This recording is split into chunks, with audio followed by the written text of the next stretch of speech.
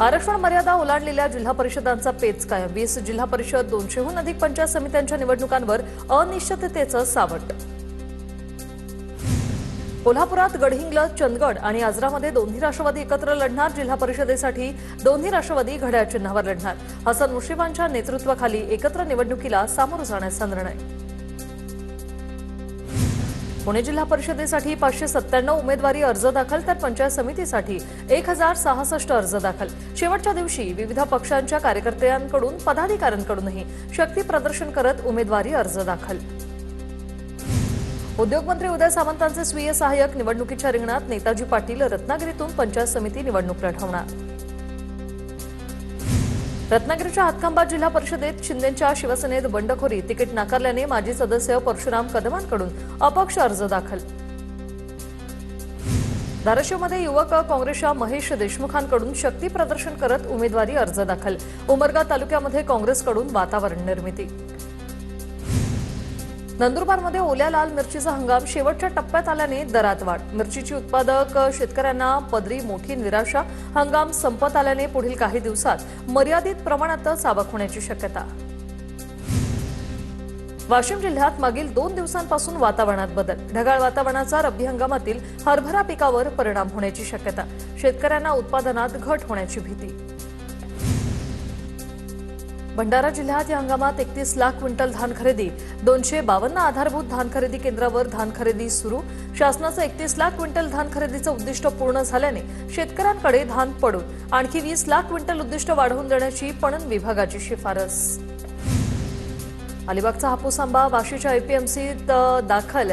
केतकीचा माळा गावातील आंबा उत्पादक गौरव पाटलांना हंगामातील पहिली पेटी एपीएमसीत पाठवण्याचा मान।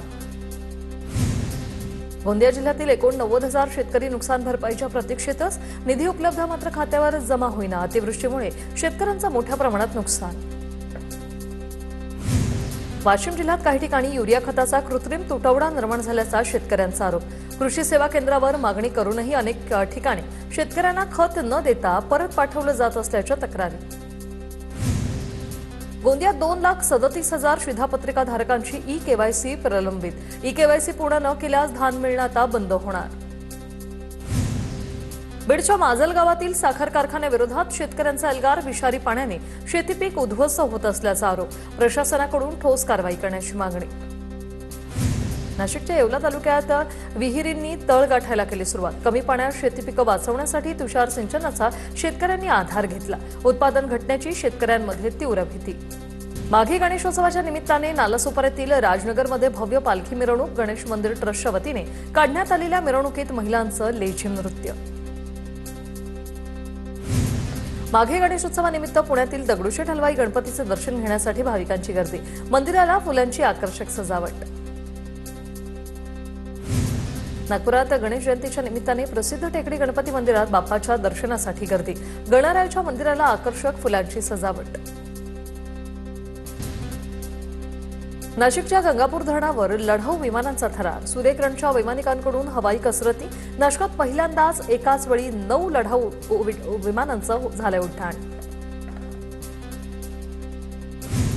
कोल्हापूर, नांदेड, अमरावतीसाठी विशेष रेल्वे गाड्या। सलग सुट्ट्यांमुळे रेल्वे प्रवाशांची होणारी वाढती गर्दी लक्षात घेऊन मध्य रेल्वेचा हा निर्णय।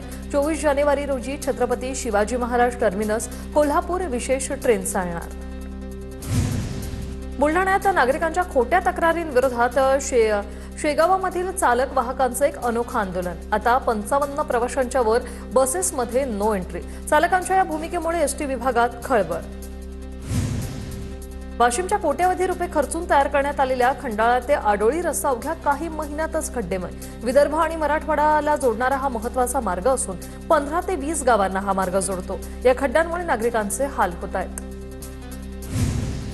जळगावच्या रावेर-सुखी नदीवरील पुलाची दुरावस्था, अपघाताची संभाव्य स्थिती लक्षात घेता सार्वजनिक बांधकाम विभागाकडे दखल घेण्याची मागणी। बेळगाव सीमा प्रश्नावरील सुनावणी स्थगित। सर्वोच्च न्यायालयात बुधवारी फक्त 2 न्यायाधीशांचं खंडपीठ उपलब्ध असल्यामुळे सुनावणी पुढे ढकलली। प्रकरण पुढील तारखेसाठी स्थगित केल्यानं मराठी भाषिकांचा पुन्हा एकदा झालाय भ्रमनिरास। बाळगंगा धरण घोटाळा प्रकरणाचे न्यायाधीश अचानक बदलले. आरोपी निसार खत्रींविरोधात 30,000 पानांचं आरोपपत्र दाखल.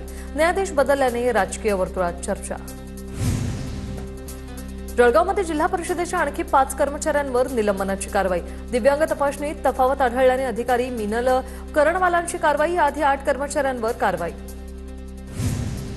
बीड जिल्हा रुग्णालयात माणुसकीला काळीमा फासणारा क्रूरपणा. सिटी स्कॅनसाठी आणलेल्या एका आजीला सायंकाळच्या वेळेला रुग्णालयातील कर्मचारी आतमध्येच कोंडून निघून गेले. विना तिकीट प्रवास करणाऱ्यांवर रेल्वेच्या नांदेड विभागाची कारवाई. महसूल संरक्षणात गाठला उच्चांक. एप्रिल ते डिसेंबर 2025 दरम्यान 11 कोटी 6 लाख रुपयांचा दंड वसूल. नंदुरबारमधील जिल्हा परिषद शाळांचे वीज बिल ग्रामपंचायती भरणार. शाळांचे वीज बिल थकीत असल्याने वीज पुरवठा खंडित होण्याची शक्यता. मात्र आता ग्रामपंचायत बिल भरणार असल्याने विद्यार्थ्यांना याचा मोठा फायदा होईल. यवतमाळच्या किन्ही गावात श्री सत्यसाई संजीवनी हॉस्पिटलचं भूमिपूजन मोठ्या उत्साहात संपन्न. या कार्यक्रमाला क्रिकेटपटू सुनील गावस्कर यांची प्रमुख उपस्थिती. भंडाऱ्यात दुर्गाबाई डोह यात्रेदरम्यान अंधश्रद्धा निर्मूलनासाठी जनजागृती कार्यक्रम. भूतबाधा, भारामती, जादूटोणा आणि बोवाबाजीसारख्या भ्रामक कल्पना दूर करण्यासाठी मार्गदर्शन. वाशिमसह ग्रामीण भागात अवैध सावकारीच्या पार्श्वभूमीवर दुय्यम निबंधक विभागाची धाड. प्रशासनाने 8 ठिकाणी धाडी टाकल्याची सूत्रांची माहिती.